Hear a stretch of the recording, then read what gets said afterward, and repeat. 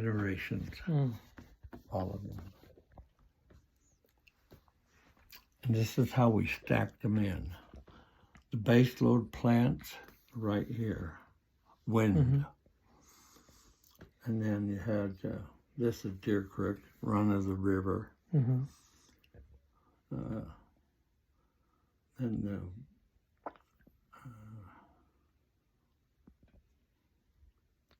bonanza plant is a yellow, up there at top. It comes in stripes. Provo is the green, that's the diesels. So diesels were peaking. You didn't need to run them all 24 hours. Yeah. But the base load ones you did. Okay. But then you had intermediate power, which is the ones that filled the center of the deliveries. Yeah. And what you want to do is cut these peaks off because you get charged 24 hours a day for a month. Yeah. For whatever you go over. Oh. So you have to have this green, which is what we use. Oh, that was a contract we had. But do you understand now what I'm talking about? Yeah. So if you had wind generators, the only thing they could supply is this. Okay. They can't supply that. Yeah. And more over, they couldn't supply that green. Okay. That makes it clearer? Yeah, so they can supplement, but they can't really replace. Okay. They can stop a little bit of stuff, but it's base loaded. So you see where the base loads are. And then... And even with 1 million windmills, you couldn't really supply this half. No, because you couldn't pay back the cost of the wind generator. Because it's only, what? Well, I suppose if you changed... 1,900 and 1,100, you'd have to turn them, half of them off at the rest of the hours of the day. Well, I suppose if you changed how we bill energy... How we bill it? Yeah, if you're charged 24 hours a day for this energy, maybe if we just don't charge people, we could supply it. But they're not feasible to begin with, remember. Okay. All right. There's me and Gingrich, and I forget his name though, the senator from Arizona. Okay. There's a Secretary of Energy wrote me a letter.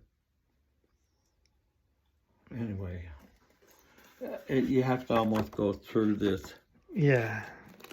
Somewhat to figure out what I'm talking about totally. But you understand that these only operate a short period of time. Yeah.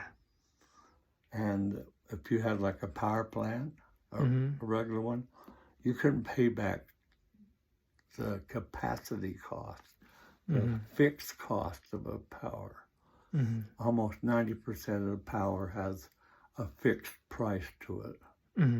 Okay. So the fuel, which is kWh, our energy, is not very significant. It's the capacity.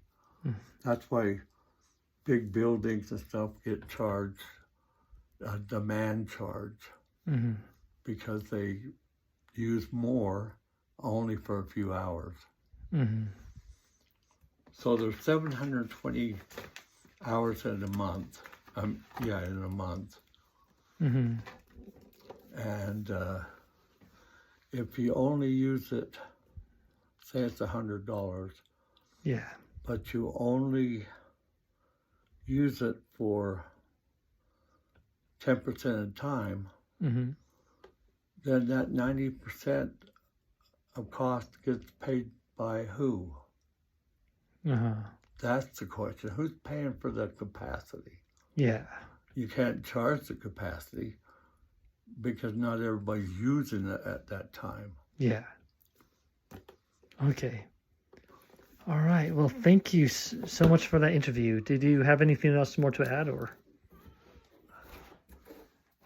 I got better at writing these as the years went by. Oh, that's my lineman book.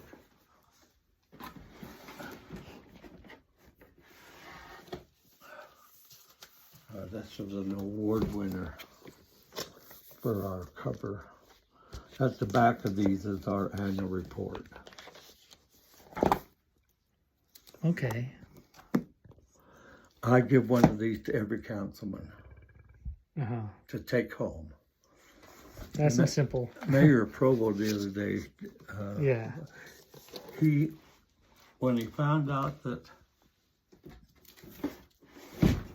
UMPA owned all the resources, and when he wanted to sell the plant, nobody wanted it because they want the resource. Uh-huh. And he says, well,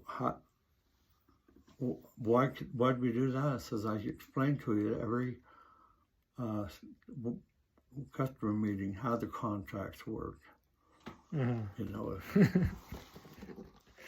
He says, oh, I didn't understand that. I will have to admit, this is a bit complicated. Especially if you're a part-time councilman. Yeah.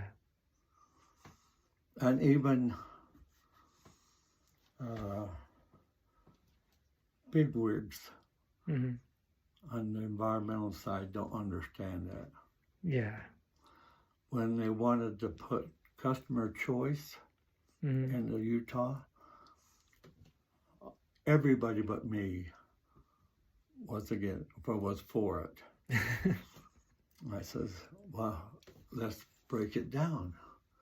Who's paying for reserves? Who's paying for this? And how do you pay for this? Well, yeah. the company's got to make money too. Anyway, it took me several months of hearings to get them to cancel the idea of customer choice. But you succeeded. They get to pick their resources or whose electricity they want to buy. Yeah. But you eventually got through. Huh? You eventually got through. I got through. And I converted Utah Power and Light, who wanted customer choice, because they wanted to sell to other people.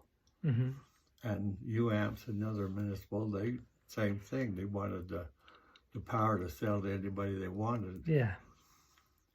I didn't.